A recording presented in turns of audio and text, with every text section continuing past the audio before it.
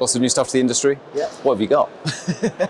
Where do I start? I mean, I think one of the first questions I get is about sets. People say, oh, you know, which holds are in which sets, and it's kind of a bit of a tricky one to answer because all of the dual texture stuff that's in the polyurethane is kind of under one umbrella of the DT78 set, and then we've got over here these kind of big juggy, wedgy looking things. They're called the arc jugs, and then we've got these three large protruding ding-dong looking shapes. They're called the moon base, and there's three more even larger bolt-on ones that I didn't order to bring because we can't attach them to the wall without a bolt.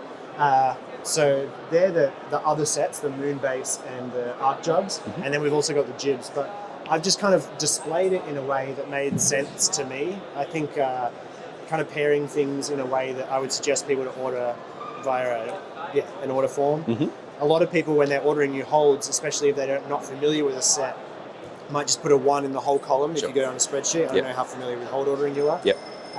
But we kind of want to encourage people to go, oh, yeah, I want 3 of that, none of that, 2 of that, none of that, because we want to give people like ultimate control. A lot of our holds, especially the larger ones, are singles, and then even the smaller holds aren't in these big 10, 20 hold sets. It's 3 or 5, so we just wanted to give people just the best holds they want and none that are just going to end up scrap in the bottom of the crate. That was the goal anyway. I definitely find that from a route setting perspective myself, there's always, you know, a pack of like 25 jibs. There's always the dregs at the bottom that never get touched. So if you can cherry pick exactly what you want, then you get the most out of it. Yeah, that's the goal. And I mean, I've also, some of the shapes hopefully look quite novel and interesting and new, but climbing hasn't changed that much. I mean, with the massive volumes and massive macros, you get, I guess, more into the 3D, but like an edge is an edge. So we've just tried to positively iterate on the stuff that already exists and kind of give route setters who know what they're doing a tool that they can use to kind of be the most creative. We really kind of see ourselves as a brand for route setters primarily. I mean, it is all for the customer in the end, but it's up to the route setter to be able to have the tools to create that product. The shapes really lend themselves to like playful, interesting setting, especially like from a visual perspective as well. We've had a play on these at Hang in London. Oh, awesome! That's great. And yeah, they really stand out from like whatever else is on the wall. So, what has been the inspiration, the background of how did you come to these particular shapes? So, I am in this business with my partner Corey, and Corey has done all of the shaping for the whole set. I'm a route setter, and I'm a gym manager and a gym owner. And so I have a pretty good grasp on, from a setting perspective, what myself and what the team want from the tools. And then I'm also have a good grasp of what the customer enjoys. And I also understand the buying perspective of, as a gym owner or a gym manager, like what would I purchase? How do I purchase? What's difficult about going on a website and finding the holds and getting the right thing at the right price?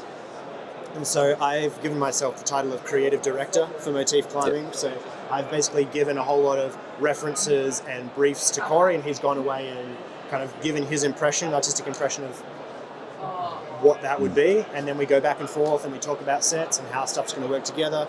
We wanted like a lot of variety within the set, but everything would have something that ties things together.